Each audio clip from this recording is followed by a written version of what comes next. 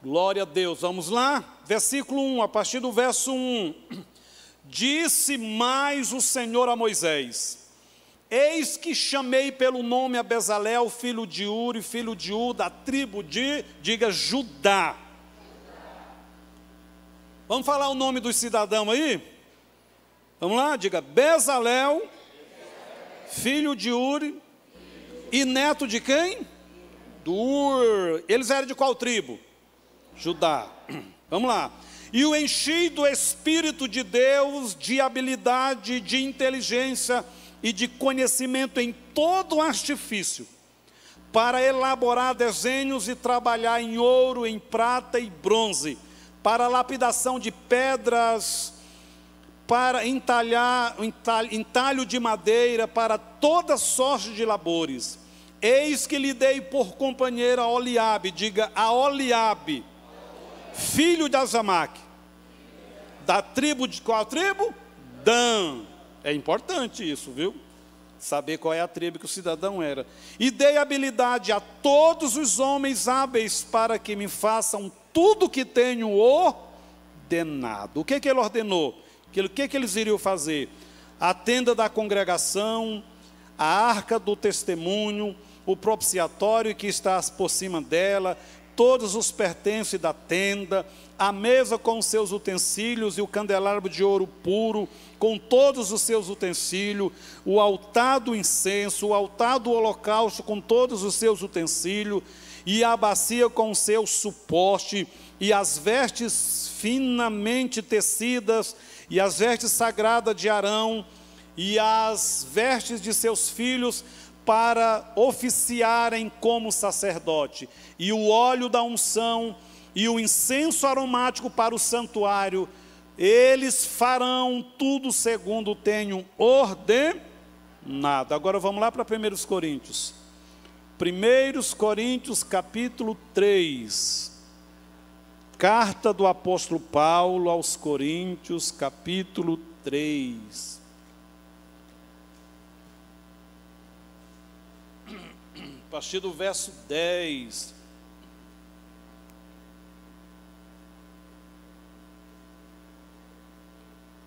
Olha o que diz. 1 Coríntios 3, a partir do 10. Segundo a graça de Deus que me foi dada, lancei o fundamento como prudente construtor, e outro edifica sobre ele, porém cada um veja como edifica, porque ninguém pode lançar outro fundamento além do que foi posto, o qual é Jesus Cristo. Contudo, se o que alguém edifica sobre o fundamento é ouro, prata e pedras preciosas, madeira fina ou palha, manifesta se tornará a obra de cada um, pois o dia a demonstrará, porque está sendo revelado pelo fogo, o qual seja a obra de cada um, o próprio fogo provará.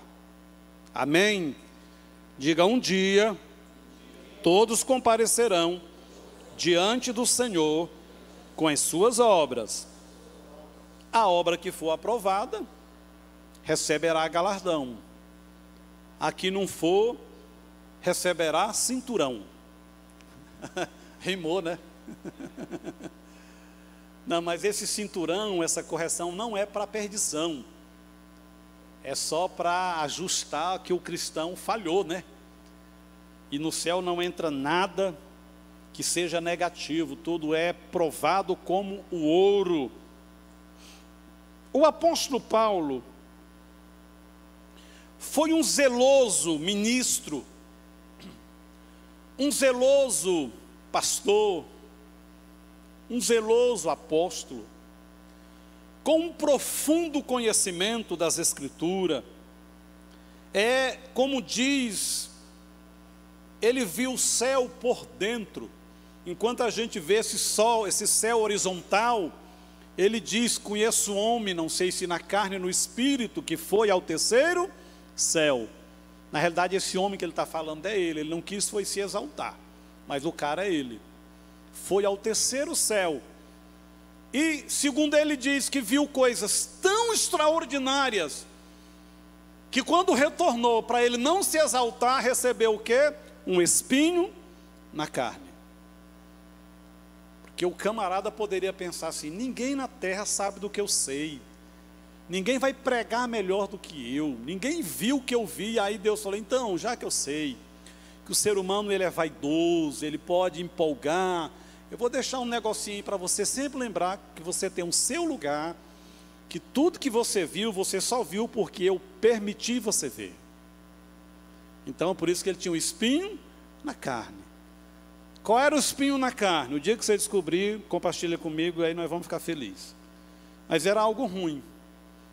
Diz que ele levava soco, o negócio era sério. Nós lemos o primeiro texto. É um texto que ele tem 11 versículos. E é um texto que tem várias pessoas citadas nele. Parece quase que com uma genealogia. Quem já leu Mateus e Lucas, no início lá tem uma genealogia enorme. Enorme. A genealogia de Mateus trata de Jesus como rei. A genealogia de Lucas trata Jesus como filho do homem, o filho do Abraão, o homem após Adão.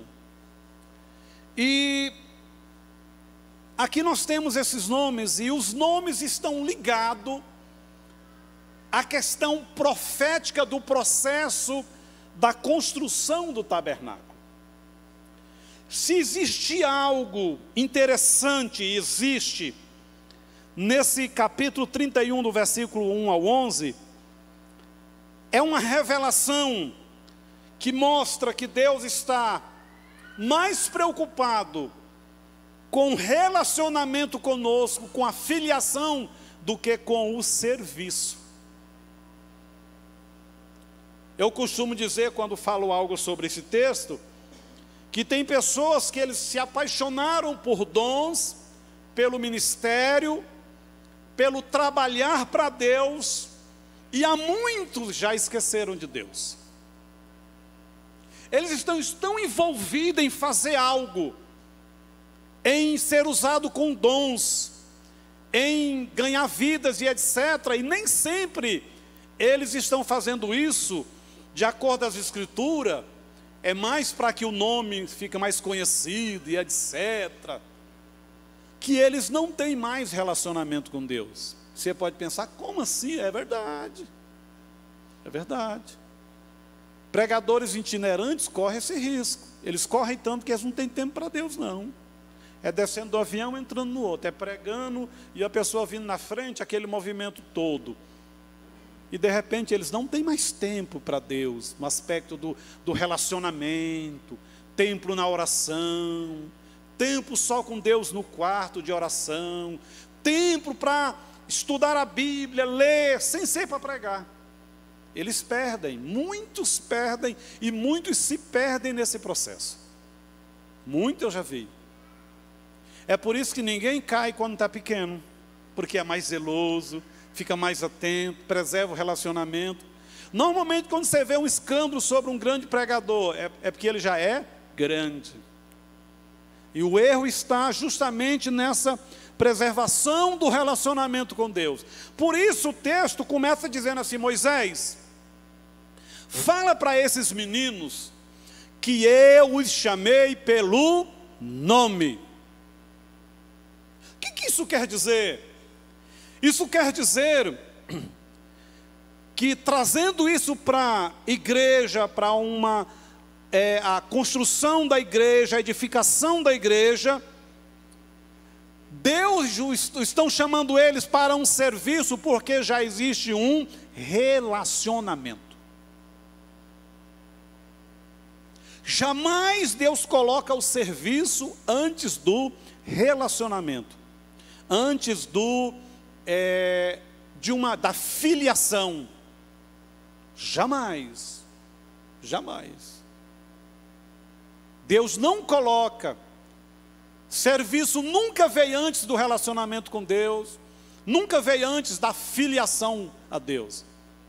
Quando Deus criou o primeiro casal, Ele não colocou numa fábrica. Vou criar uma fábrica lá de cadeira, eu vou criar um casal e colocar lá para eles me servir. Não. O serviço é consequência de um relacionamento com Deus que tem um propósito, e esse propósito precisa ser estabelecido na terra, e pessoas com um coração em Deus querem realizar os sonhos de Deus na terra, e querem abençoar vidas. Então nós não podemos, quando alguém congrega no lugar, e ele só vem por causa do serviço, ele só vem para fazer alguma coisa, isso é religião. Isso não é relacionamento. Cerimonialmente, isso é religião. O coração já não está lá. As intenções de adoração, de paixão espiritual, o ser Deus foi colocado de lado. E a pessoa está preocupada, porque aí se cria um temor equivocado de Deus. Por exemplo, você tem filhos. Filho, toda vez que vai na geladeira, tem que consultar o pai. Pai, hoje eu posso ir lá na geladeira, pegar uma uva, uma maçã? Não. Filho, ele age assim de forma, com uma liberdade natural. Ninguém pensa assim, eu vou ter 10 filhos, que eu vou ter 10 pinhão bom de obra. Não. Então Deus cria o casal, a prova é que Deus cria o casal num jardim, suprido absolutamente de tudo. Suprido de tudo que era vegetal, tudo que era de valores, de pedra preciosa e etc. O Éden tem de tudo. Tem até petróleo, né? Porque Deus pensou assim, daqui a alguns séculos, o pessoal vai criar carro, vai ter petróleo. O jardim do Éden era lá na região do Golfo. Tem uma bacia lá de petróleo, não, que some de vista.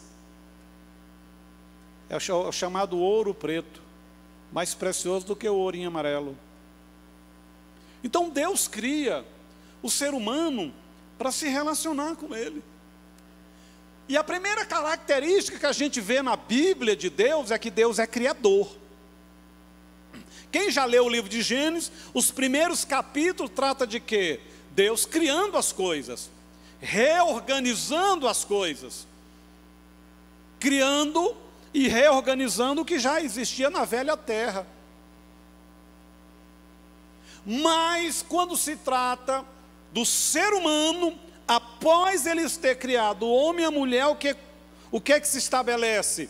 Se estabelece o relacionamento por paternidade. A Bíblia, no Gênesis, não precisa ter a palavra pai. Isso foi para organizar as figuras de autoridade ao longo da história. Mas, quando a gente observa as ações de Deus em Gênesis, a partir do lá para o final do capítulo 2, a gente vê que a forma que Deus trabalha com o casal, Deus vem na viração do dia, Deus dá instrução, Deus faz eles sonhar com amanhã, Deus fala que eles vão conquistar, multiplicar e dominar, e vão se mover em Deus. Qual é a ideia que a gente tem com esse ser assim? É a ideia de um pai. É a ideia de quê? De relacionamento. De relacionamento. A melhor forma de se conhecer a Deus é olhando para a figura de um casal dentro de uma casa. Por que você acha que Satanás ataca tantos casamentos? Que é para as crianças não terem essa referência. A primeira figura que os filhos vê de Deus, ele vê através do pai e da mãe. Como? Por exemplo, um pai e uma mãe equilibrado. O menino vai encontrar segurança em quem? Neles. Por que o menino vai ter medo? Porque está olhando para os pais. Por que o menino vai ter coragem de, depois da adolescência, na juventude, encarar o mundo? Porque ele foi preparado, impulsionado, guardado e impulsionado. Para quem tem pai adequado, não é difícil depois ele, ao orar, dizer: Pai que estás no céu. Então Deus criou a família para que o pai e a mãe sejam reflexos dele, para quando aquele ser for se relacionar com Deus, ele já entenda que pai é bom, que pai protege, que pai promove, que pai dá instrução e apoio. Aí o diabo pensou: se a primeira figura que o ser humano, estando em crescimento, vai perceber Deus, são os pais, eu vou dar um jeito de detonar os casais. Eu lembro que eu aceitei Jesus e os primeiros anos eu tinha muita dificuldade de chamar Deus de pai. Porque meu pai morreu, eu tinha 4 anos de idade. Eu nunca tive na minha casa um homem para dizer: vai, não vai, vamos fazer isso, faz isso aqui, faz assim, assim, assim. Então essa figura do provedor, de confiar que no outro dia eu ia comer porque tem um pai, eu não tive. Tanto é que os primeiros anos eu nem orava a Deus pedindo nada no aspecto financeiro. Eu levantava cedo e ia trabalhar, irmão. Eu acreditava era na força de quê? Do trabalho, do braço. E por muitos anos eu não orei pela minha vida financeira. Eu falava com Deus assim: Tu é grande, Deus é poderoso, Senhor, magnífico, maravilhoso. Mas é essa intimidade de pai, de buscar o refúgio, a segurança, eu não tinha. Então, vejo tanto que a responsabilidade dos pais é grande. O filho vai perceber o amor de Deus olhando para o pai e para a mãe. A mãe que protege e nutre, o pai que impulsiona, que bora meu filho. Mãe pega a menina assim, não é? Como é que o pai pega a menina? Vira o menino assim e fala: olha o mundão que você tem que conquistar. Ora! E aí Deus não começa primeiro dando dons para o serviço. Deus começa dando a filiação, a paternidade. Quando a gente lê aqui que Deus os chamou pelo nome, isso quer dizer o seguinte: eu primeiro me relaciono. Eu já sei que esses meninos são muito bons no que fazem. Até porque esses meninos aqui, a profissão antigamente era passada de pai para filho, do neto para o pai, do pai para o filho, do filho para o... E aí vai. Nos tataratatatatatá. Então, se o pai era ferreiro, normalmente o filho ia ser o quê? Ferreiro, carpinteiro e etc. Por exemplo, o pai de Jesus era carpinteiro. Qual foi a profissão de Jesus? Carpintaria. Fazia móveis. Mas primeiro vem a paternidade, o relacionamento.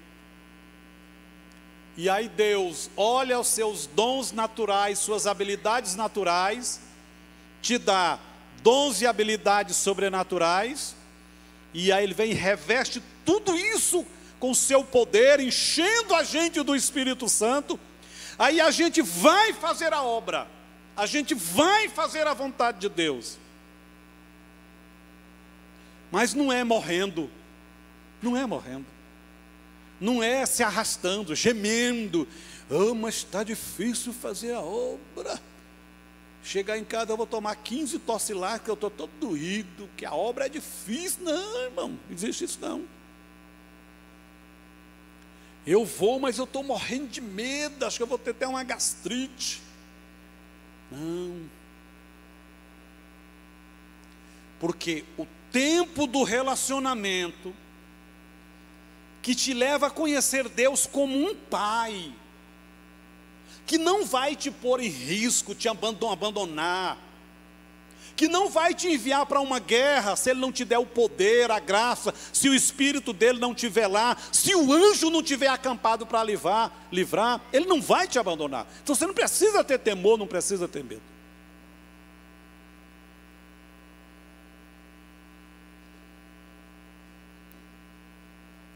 E aqui a gente pode ver a figura Os discípulos aproximam de Jesus e falam: Jesus, a gente tem observado João Batista, e João Batista, ele ensina os seus discípulos a orar. Então ensina-nos a orar. O que foi que fez os discípulos pedirem para Jesus os ensinar a orar? Eles observaram, eles viram, o que foi? Eu vou te falar um porquê, o que foi. O que chamou a atenção dos discípulos ao observar Jesus orando, é porque eles perceberam que Jesus orava há muito tempo, mas o que chamou a atenção não era o tempo, a quantidade, era que Jesus, ao orar, ele orava como um filho. Ele tinha a intimidade de filho na oração. Ele tinha uma intimidade extraordinária. Tanto é que as orações de Jesus eram assim: Pai, eu quero fazer a tua vontade. Pai, eu estou aqui para cumprir o teu propósito. O que eu faço aqui é para expressar o Pai. Tudo que Jesus era, falava e fazia, era para que as pessoas vissem quem? O Pai, as obras do Pai, revelasse o Pai. Então ele era um transmissor de toda a essência, todo o pensamento e propósito do Pai. Ele não estava aqui para ele criar ideias, uma religião, fazer coisas. Ele estava reproduzindo aquilo que estava no coração do Pai. E isso não era pesado. Eles observaram que Jesus orava com muita intimidade. Quem tem muita intimidade relacional com o Pai, vai se desgastar menos na hora de exercer o serviço. E ele não vai estar com o olhar meramente no serviço. O serviço será um instrumento dele dar resposta ao Pai, dele glorificar e manifestar o Pai. É diferente. Eu sempre digo, se o seu emprego, se a sua profissão, se a sua empresa, ao exercer isso, você não tem na sua mente a mentalidade de sacerdócio, você é apenas um empregado para ganhar dinheiro. Você não vai ser feliz com isso. É tão bom quando você encontra um profissional que a profissão dele é exercida nessa base profética e nessa base de sacerdócio. Tenta tomar uma injeção com uma enfermeira ou uma enfermeira que está lá chateado porque está de plantão, com raiva porque a hora não passa, e está lá só para ganhar um salário, bater o ponto e ganhar um salário. Você vai pagar o pato. E aí tacar a injeção é para valer em você, vai engrossar a agulha. E quando você trouxe, fala: aguenta mole, tu não é homem não. Terrível. Como é lindo ver uma professora dando aula, e quem tem esse sentimento sacerdotal, reproduzindo a natureza, o caráter do Pai, e fazendo aquilo para transmitir Deus, e glorificar a Deus, e levar pessoas a reconhecê-lo em você pelas suas ações, é diferente. Não é só para ganhar dinheiro. Em vez da gente ficar pensando assim, será qual é a profissão que vai dar muito dinheiro para o meu menino não errar no curso? A gente devia perguntar para Deus, o que é que Deus tem para esse menino? Eu conheço uma família, acho que de 5 filhos, e eu por muitas vezes participei de reunião dessa família num período de crise, porque um desses meninos mergulhou nas drogas por 8 anos. E aí um dia ele falou, eu saio das drogas, eu vou morrer. Então pediu para internar numa casa de recuperação, ficou 6 meses. a gente conseguiu levar ele para fora do estado, para um sistema de internação que faz um seminário. E quando tudo foi encaminhando, aí ele fez seminário de 1 ano, 2 anos, ele foi consagrado a missionário, casou. Aí eu olhava nas reuniões assim, todo mundo com curso superior, todo mundo ganhando dinheiro. Eu via na cara das pessoas assim, coitadinho, ele é o único que não fez curso superior, é o único que vai inventar de ser missionário, não vai ganhar dinheiro. Era como se fosse uma coisa secundária, não tivesse valor. Eu via.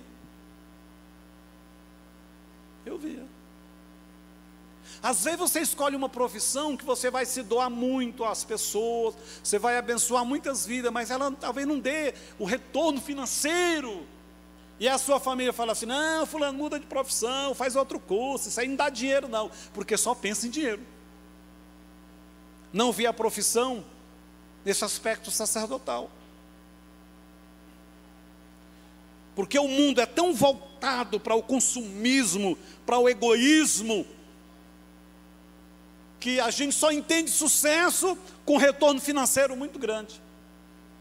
A gente não entende que alguém pode estar acumulando nos céus muita riqueza, e quando chega lá, há uma recompensa enorme. Qual foi o conselho de Jesus? Não ajunta tesouro aqui não, que a traça, o ferrugem, o ladrão vai bater em cima. Envia material para lá, que lá não perece, o inimigo não toca, lá não vai perder. Mas para a gente entender isso, você tem que partir do princípio. Deus primeiro cria para se relacionar na base da paternidade. E já cria com talentos naturais, depois você estuda, você prepara.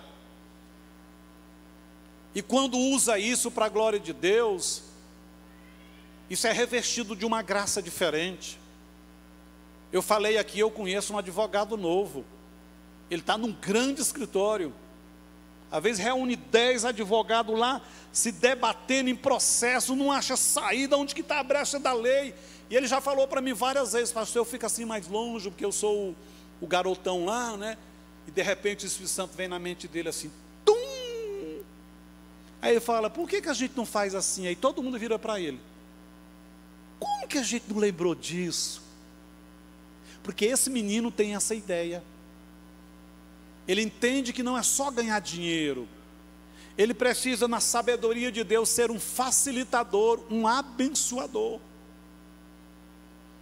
Isso pode ser um médico, advogado, tantas profissões.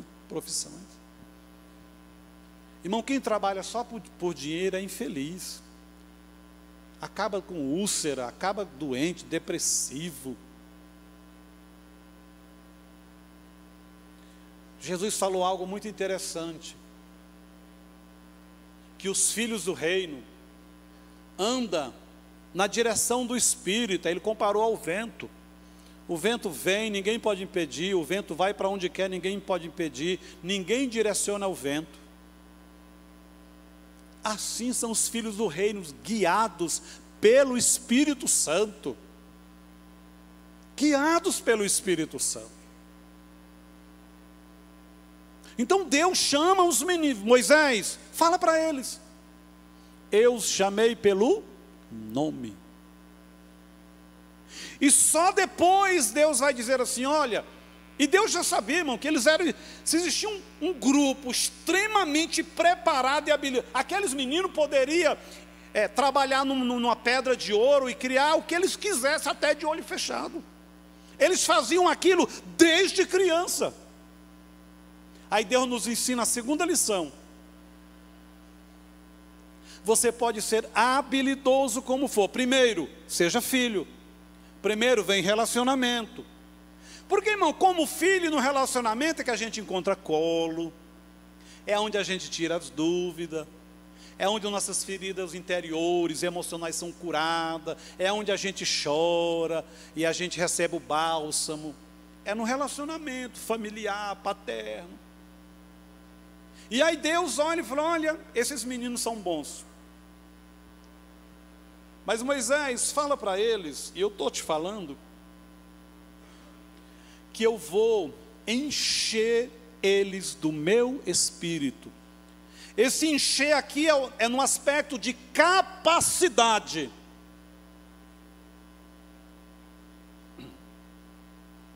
Porque, irmãos, fazer as coisas usando só a nossa habilidade natural, a gente vai ficar igualzinho Moisés. Moisés era extremamente capaz, preparado. Flávio José fala de Moisés. Pastora, se você já gosta do Moisés, o dia que você lê os comentários de Flávio José sobre Moisés, você vai falar, agora a paixão triplicou. Porque, irmão, o cara era general de guerra, estrategista de guerra como ninguém. Venceu as maiores guerras para o Egito. Atos diz que ele era formado em todas, nas melhores, em todas as ciências do Egito. Na época de Moisés, o Egito era o centro do mundo, cultural, na arte, na medicina. Os caras, irmão, não sei quantos mil anos para trás aí, faziam um defunto ficar perfeito por anos. É brincadeira um negócio desse? Agora que nós temos a criogenia, que deixa o cara assim, vivo não é, o morto com aquela aparência de vivo por 30, 40 anos. Não é? Aí o que aconteceu com Moisés? Foi tentar libertar um judeu. O que ele fez tentando libertar um? Matou um egípcio. Isso é para a gente fazer uma leitura.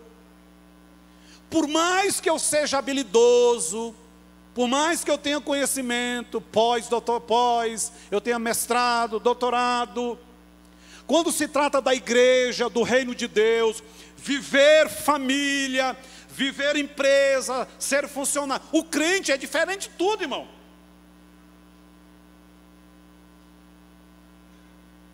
Lá na empresa o povo te trata de um jeito, até o dia que você aceitar Jesus, no outro dia, prepara. Os caras arrumam confusão com o crente vira alvo. Isso é para a gente aprender a depender do sobrenatural. O homem mais preparado do Egito, o príncipe, com 40 anos de idade, vai tentar salvar um, mata outro. Qual foi a produção dele? 0. Porque quem salva um e mata o outro? 0, não produziu nada. Aí fica 40 anos no deserto, e Deus lá do trono dele olhando. Deixa eu olhar para Moisés. Aí, irmão, eu falei lá no seminário, o Aldo já ouviu isso aqui umas 10 vezes. Deus tem hora. Você já viu professora de escola bíblica dominical dando aula para criança de 2 a 3 anos? Parece assim brincadeira, né? Você pega um quadro, e folha, e desenho, e tal, assim é Deus. O homem mais preparado, Deus vai ensinar a Bíblia para ele com desenho animado. Fala, Moisés, Deus falou, eu vou ficar aqui perto desse arbusto, dessa sarça, em cima do monte, e Moisés está lá olhando as ovelhas. Quando Moisés levanta a vista, tem lá uma pequena árvore no deserto, em chama, uma chama, e ele ficou impressionado. O que a Bíblia diz? Que a sarça queimava, mas não, estava em chama, mas não se consumia. Aquilo ali é um sinal. Naquela hora, o que Deus estava dizendo? Moisés, você é uma sarça. A única diferença entre você e essa, é que você tentou agir, sem esse fogo da minha presença, sem depender de mim. E deu o BO. Agora deixa eu te ensinar. Você vai para o Egito, libertar 2,5 milhões de pessoas, e você vai ter contra você a maior nação da terra, que era o Egito, que tinha quase 1 milhão de soldados. Só de carro de guerra tinha 200 mil, e cada carro tinha 3 soldados, extremamente armado. Como é que você vai conseguir, Moisés? Porque você precisa ser igual essa sarça. Porque quando eu uso os meus servos, quando eu opero através deles, eles não se queimam, eles não adoecem, eles não ficam com úlcera, nervoso, com depressão. Porque eles agem, se movem cheio do meu espírito, cheio da minha presença, Moisés.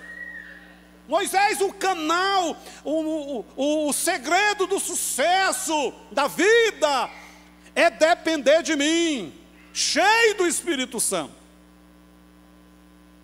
A gente quer aconselhar filhos sem consultar Deus, sem Espírito Santo. A gente quer resolver problema no casamento sem Deus. A gente quer resolver problema no trabalho sem Deus. A gente quer tocar a empresa. A gente quer fazer tudo, irmão.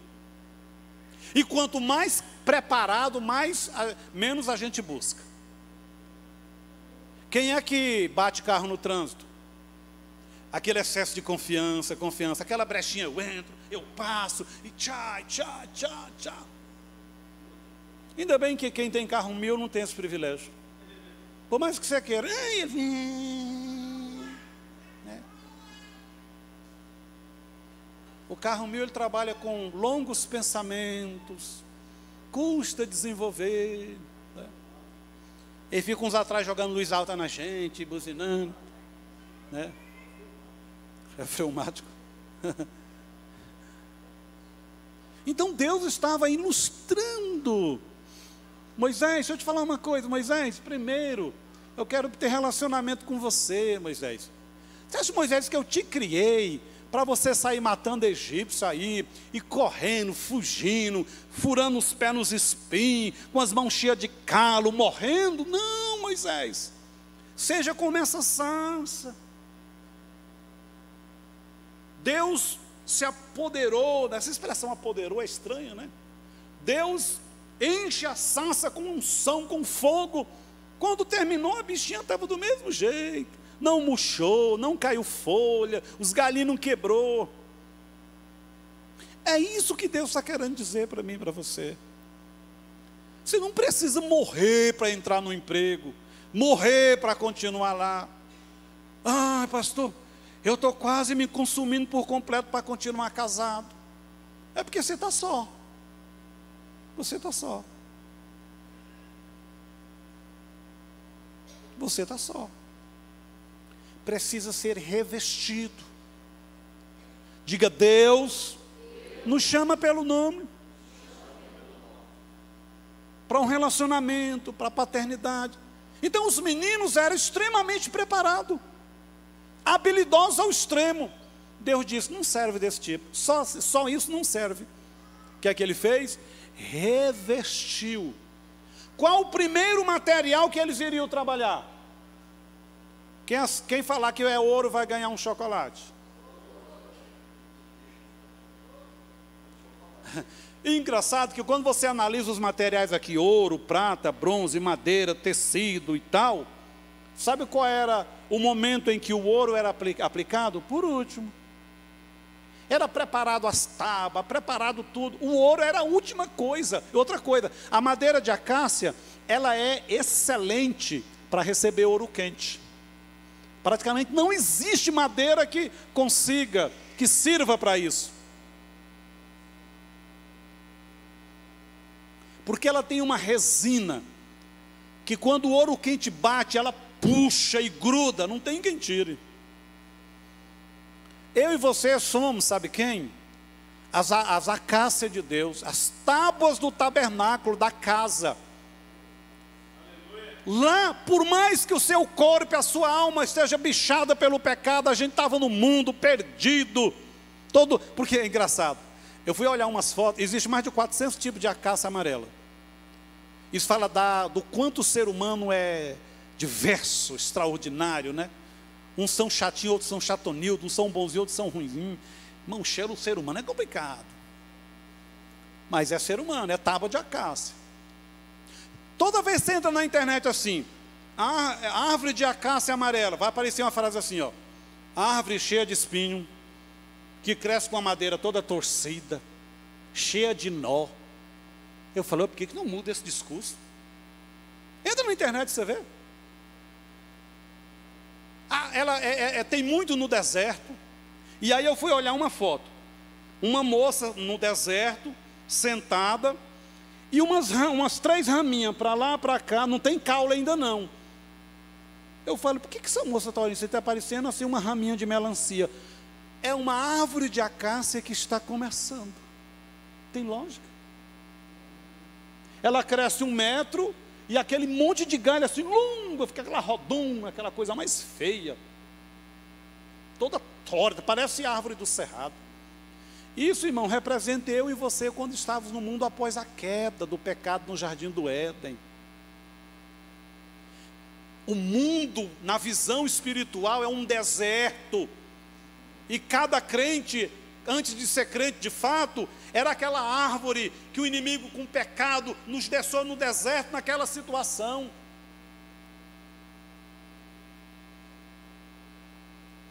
Jamais alguém iria escolher árvore de acácia, escolher cedro do Líbano, escolher o quê? Um carvalho, uma árvore enorme, frondosa.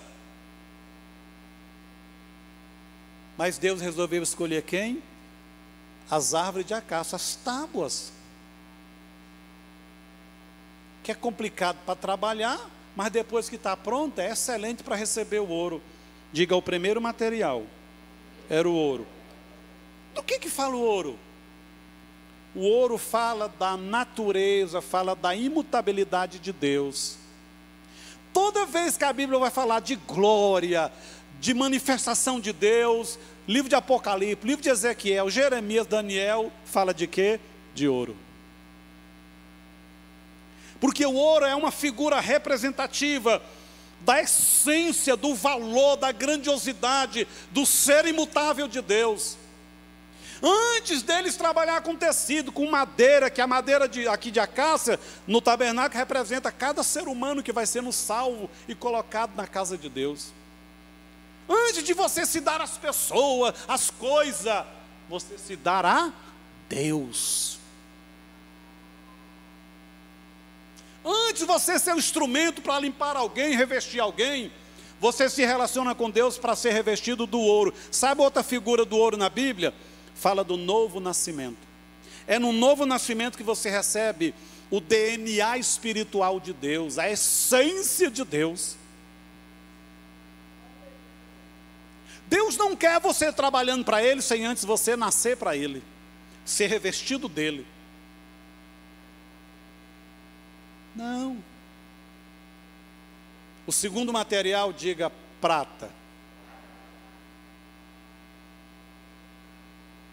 As tábuas do tabernáculo, ela estava envolvida por prata e por bronze. No meio ficava a tábua. Prata e bronze, bronze e prata.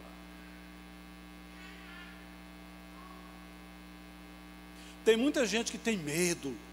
Ai, será que eu vou dar conta de ser crente? Ai, mas se eu pecar? E qualquer pecadinho comete e acha que Deus já está com uma vara enorme de ferro para dar umas pancadas, né? Porque a religião ensina isso. E nós que viemos de algumas igrejas históricas aí, irmão, a gente tinha muito mais medo de pastor. E de Deus a gente ficava era longe. Porque eles pregavam um Deus com a varona de ferro assim, já viu aquele negócio de cutucar boi que dá choque? Não era assim que a gente ficava? Não, Deus deve estar numa raiva de mim porque hoje eu pequei. Eu vou evitar até de orar e de encontrar com Ele. Irmãos, nós estamos constituídos de Deus. Nós já fomos trabalhados com ouro, com novo nascimento. E a prata representa o quê? Diga redenção, remissão. No Antigo Testamento, os escravos eram remidos, liberados, se pagava com prata. Qual foi o preço que venderam Jesus? Preço de prata, para que eu e você ficássemos livres. Venderam José por preço de quê? De prata. Então você é a tábua, que agora já está revestida de ouro, você já nasceu de novo. Você tem um pai, você tem uma filiação, um relacionamento. Aí para o mundo, nem o diabo te pegar de volta, Deus põe prata, Porque quando a tábua ia encaixar no varão lá em cima, era prata. E para a tábua não ficar na terra, era bronze. Agora você já é filho. Para o diabo não ficar te enganando, te acusando, Deus põe redenção. E o bronze representa o quê? A parte mais importante no relacionamento da vida cristã é o bronze. Porque o bronze é o caminho da restauração e da reconciliação. Quando você entrava no tabernáculo, a primeira coisa que o judeu, quando chegava onde estava o tabernáculo, era ele entrar pela cortina. A cortina tinha 4 cores e cada uma daquelas cores representa um dos evangelhos: Mateus, Marcos, Lucas e João. Os judeus antigos chamavam aquela cortina de o caminho. Portanto, quando Jesus disse assim, eu sou o caminho, a verdade e a vida, eles entenderam na hora. Por isso que ele ficou com raiva e queria apedrejar ele. Porque o que eles entenderam? Você está dizendo que você é o único meio da gente chegar na arca, na glória, no Pai? Porque para chegar na arca, no tabernáculo, na glória, tinha que passar pela cortina. Então, pela redenção da prata, nós já estamos em Jesus libertos. Já somos filhos de Deus pelo ouro, o trabalhar do Espírito na regeneração. Mas toda vez que alguém passava a cortina, ele se deparava com um altar enorme. Digo, o altar de bronze. Ali, a pessoa oferecia vários tipos de sacrifício. De gratidão, sacrifício de voto. Mas a principal função era o sacrifício por reconciliação, para arrependimento de pecado. Então imagine, tinha como inimigo tirar um judeu de Deus? Diga, é impossível. E isso é profético para nós, porque os judeus tinham a prata, que representa a redenção, a obra da cruz. Eles tinham a figura, hoje nós temos a realidade. Jesus habita em mim e você, pelo Espírito Santo.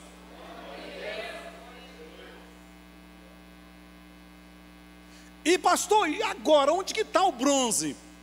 O bronze é a oração de arrependimento.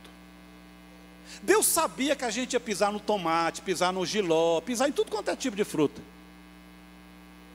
Então, na hora que você chega na igreja, ou ajoelha no seu quarto, qual é a primeira sensação que vem? Pedir perdão. Agradecer a Deus e pedir perdão. Isso é o altar de bronze. Então, é o altar de bronze que evita da gente ficar tão longe e afundando tanto. E quando você de alguma forma está longe, afundando, você tem a opção de usar o altar de bronze, arrependimento, confissão, abrir o coração e consertar.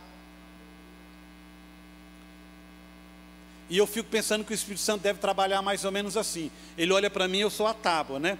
Tem umas tábuas assim, mais larguinha, mais fofinha, né? Eu sou uma tabinha assim, até os 35 anos era uma tabinha de 1,76, 58 quilos. Era uma tabinha bem feia, irmão. Eu não tinha lado, todo jeito que eu olhasse era um lado, né? É assim. Então, quando o diabo acha que vai nos ganhar, o Espírito Santo dá uma empurrada na gente e encaixa a gente novamente aonde? No bronze. E a gente assusta, arrepende, pede perdão, chama o pastor, confessa. E a gente é encaixado de novo na casa de Deus, na comunhão da igreja local, no corpo de Cristo. E o inimigo fica lá de longe, perdi de novo. Perdi de novo. E os vencedores não são aqueles que nunca caem, esses também são. Vencedor, o que Jesus disse? Aquele que perseverar até o fim, será salvo. Se ele fala que tem que perseverar, é porque tem alguém tentando te arrancar de lá todo dia. é a sua carne, é o inimigo, é uma pessoa, são vícios, são tanto demônio, é carne, é o mundo, é o diabo. Mas lembre que você, o que João disse? Tem alguém que é maior na sua vida. Maior é o que está em nós do que o que está no mundo. O Espírito Santo vai te encaixar de novo, pôr você num altar de bronze. E aqui nós temos uma revelação para encerrar. O altar de bronze é para queimar o pecador? O que vocês acham? O cara pecava demais, Deus, deixa eu ver se eu vou queimar isso aqui. Não, esse pecou demais, joga ele aí dentro. Não. O altar era para queimar o sacrifício. Nunca era para queimar o pecador. Pelo contrário, era para queimar o negativo, para ele ficar livre sem acusação. Por isso, quando o judeu chegava lá, colocava a mão na cabeça do animal vivo, e o sacerdote colocava dele, e ele transferia seu pecado, sua transgressão para o animal. Foi isso que aconteceu na cruz. Deus aceitou que todo ser humano transferisse para Jesus na cruz o seu pecado. Então, todo ser humano tem um cheque em mão assinado. Se você não quiser viver no pecado, eternamente perdido, usa o cheque. Como? Aceita Jesus. Entrega a sua vida para Jesus, porque o preço pela sua libertação, pelo seu livramento e a sua eternidade com Deus, já foi pago. O Espírito Santo está aqui para te acessar o cheque. Nós somos livres. Nós somos, louvor pode subir.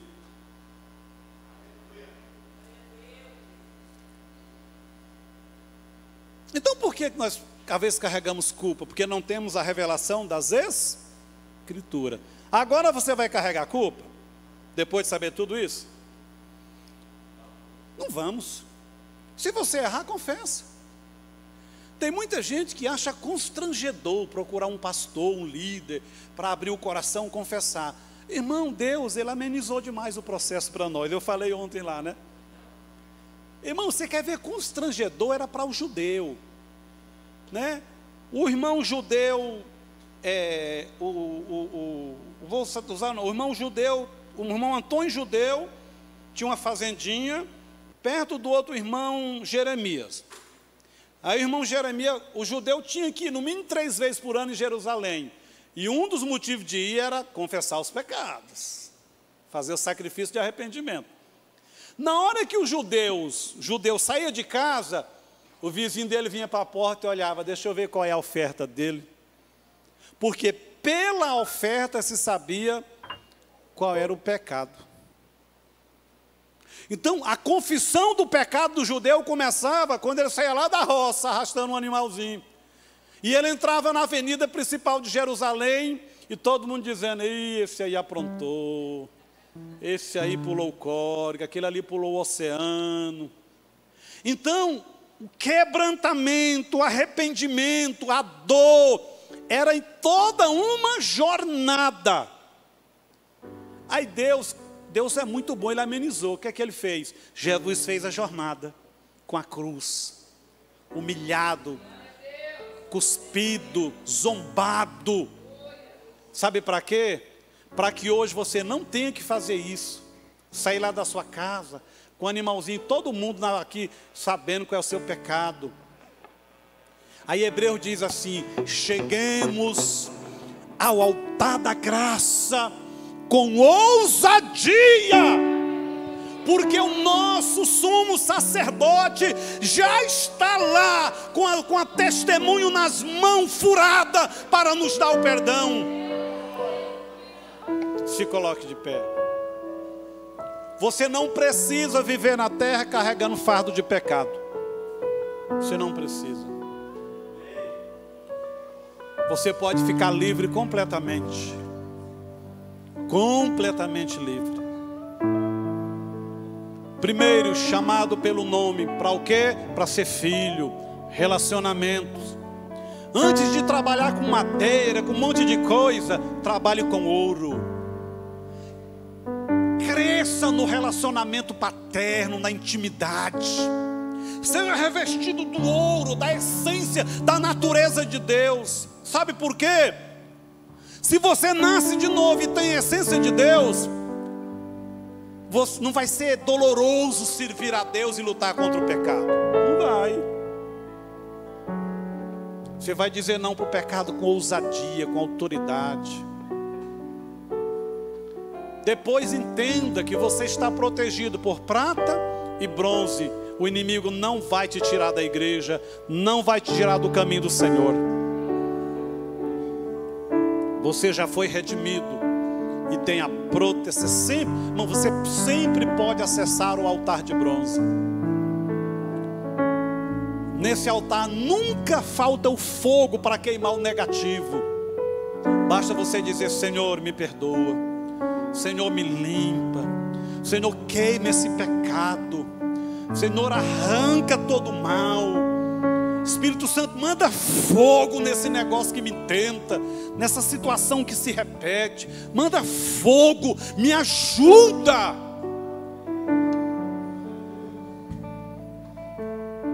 Irmãos, é bom servir a Deus. Aí no mundo tem tanta gente que pagaria qualquer preço para saber essas verdades e terem a possibilidade de escapar de uma eternidade sem Deus. E nós temos o privilégio de ter a revelação das Escrituras. Não carregue fardo, não carregue culpa, não fique sendo acusado. O sangue de Jesus já nos redimiu. Nos redimiu. Feche seus olhos. Ora a Deus. Você tem culpa, o inimigo tem te acusado, ora a Deus. Você está aqui hoje, você precisa renovar sua aliança com Deus, renova. Você no corpo de Cristo é um sacerdote que pode ir a Deus. Você não vai pelos seus méritos, você vai confiado em Jesus, fiado no nome de Jesus. É noite de você renovar sua aliança. Você não está só. Por inteiro faço tudo, mas vem novamente.